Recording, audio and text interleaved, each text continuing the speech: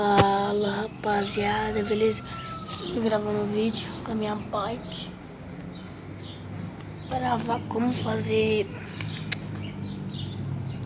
motor não, é negócio que faz barulho, tá. Eu vou cortar aqui um vídeo que tem que ser rápido, vou rodar rápido. Voltei, galera, já achei uma garrafa, uma faca ali quando eu volto. Peguei, galera, a faca. Então, peça do seu pai fazer assim, não pensa que eu sou retardado, né? Então, pegar a faca e comer. Calma, agora eu volto, agora eu mostro. Voltei, galera. Eu acho que isso aqui já tá. Eu acho que isso aqui já. Acho que isso dá certo.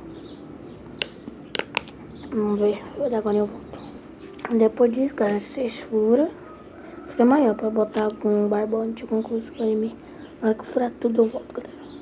E galera, não se esquece que. Caramba, não se esquece que não pode ser muito grande. Eu vou pegar o barbante, agora eu volto. Botei, galera, peguei o barbante. Fica um pedaço aqui.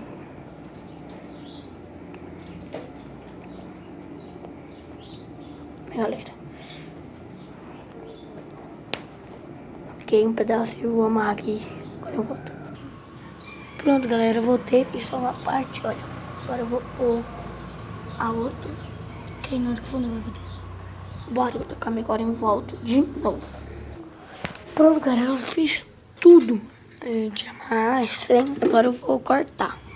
Pronto, galera, voltei, cortei já também. Agora eu dou um rolê. Ficou barulho. Calma aí, se der certo. Porque, galera, eu acabei de inventar do nada. Vamos ver se deu certo. Vamos lá.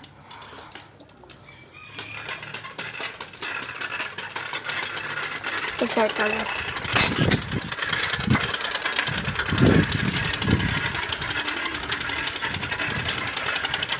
É a moto.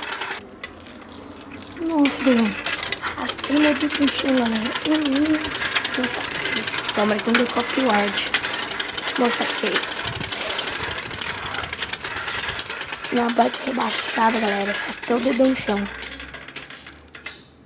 Cara, não vai dar pra mostrar aí.